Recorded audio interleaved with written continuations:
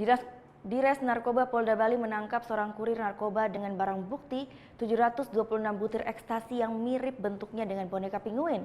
Jaringan ini ternyata dikendalikan oleh seorang napi yang masih mendekam di Lapas Kerobokan Denpasar. Barang bukti 726 butir pil ekstasi yang menyerupai boneka pinguin ini diamankan dari kamar kos tersangka berinisial BL di Jalan Pura Demak saat penangkapan Jumat lalu.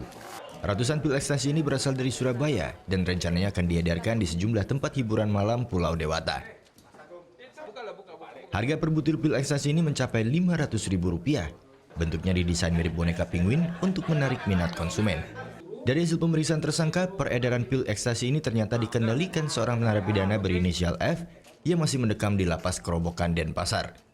Yang dari awal yang kemarin itu yang gudang 1 on, 2 on itu berkembang ke sini lagi.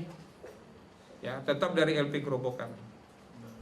Nah, barang itu tidak di LP Kerobokan, barang itu ada di luar LP, dia operator tinggal memencet saja, datang tuh barang melalui ekspedisi.